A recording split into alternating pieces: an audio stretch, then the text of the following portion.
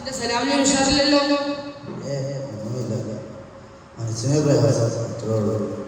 അല്ല, നിന്റെ വീട്ടിൽ നിന്ന് സ്ഥിരമായി എന്തെങ്കിലും വഴക്കൊക്കെ ഉണ്ടല്ലോ, എന്താ പ്രശ്നം? ഇങ്ങനെ വല്ലാതിരിക്കുന്നു. ഒന്നുമില്ല, ചുമ്മമ്മയുടെ അയൽക്കൂടുന്നത്. ചുമ്മാ കുടിക്കും. എന്തിനാ? എനിക്ക് മനസ്സിലായില്ല. അതായത് ഞാൻ എന്ത് ചെയ്താലും എങ്ങോട്ട് പോകാൻ ഇറങ്ങിയാലും ഉമ്മയ്ക്ക് കുറെ സംശയങ്ങളാണ്. എന്തിനു പോകും, എങ്ങോട്ട് പോകും, അല്ലെങ്കിൽ ചെയ്യേണ്ട കാര്യമുണ്ടോ എന്നിങ്ങനെ. എടാ, ഞാനൊന്ന് പറയട്ടെ. ഒരു പക്ഷേ ആ ഉമ്മയോട് ചോദ്യം നിനക്ക് പ്രയാസമാണെങ്കിൽ നിന്റെ ഉമ്മാക്ക് നിന്നോടുള്ള സ്നേഹമാണ് അവിടെ വലുതാകുന്നത്. ഒരു പക്ഷേ അവർ നിന്റെ വിഷയത്തിൽ അവർ എന്തെങ്കിലും കാണിക്കട്ടെ ചിന്തിച്ചിരുന്നെങ്കിലോ നിന്റെ അവസ്ഥ എന്താകുമായിരുന്നു? പക്ഷെ എനിക്കത് വളരെ പ്രയാസമുണ്ടാകുന്നു. അതുകൊണ്ടാണ് അവരോട് എതിര് പറഞ്ഞു പോകുന്നത്.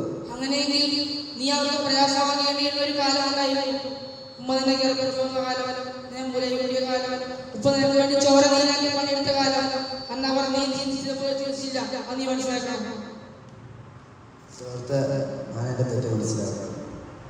മനസ്സിലാക്കിയാൽ നിനക്ക് നല്ലത്. കാരണം മാതാപിതാക്കളോട് പ്രവർത്തിച്ചതിന്റെ പേരിൽ ദുനിയാവിൽ രക്ഷപ്പെട്ടതും ആഖിറത്തിൽ നന്നായതും ആഖിറ വെളിച്ചമായതുമായ ഒരു ചരിത്രമില്ല.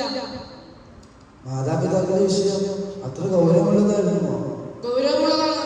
മാതാവിന്റെ പൊരുത്തമില്ലാത്തതിന്റെ പേരിൽ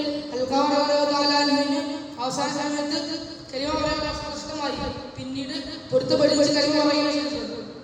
സഹാബാക്കളുടെ അവസ്ഥ എങ്ങനെയാണെങ്കിൽ ഞാൻ എൻ്റെ ഉപ്പയോടും ഉമ്മയോടും ഒരുത്തം ചോദിക്കുന്ന സമയം അതൊക്കെ ചെയ്തു.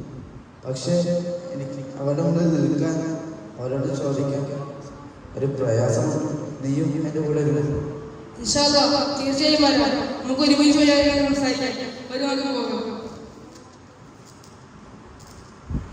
ഈ സംഭാഷണത്തിന്റെ പാഠമാണ് മാതാപിതാക്കളെ ഒരുമിച്ചുകൊണ്ട് നിങ്ങൾക്ക് സ്വർഗം കരസ്ഥമാക്കാൻ സാധിക്കുന്നതല്ല. അസ്സലാമു അലൈക്കും.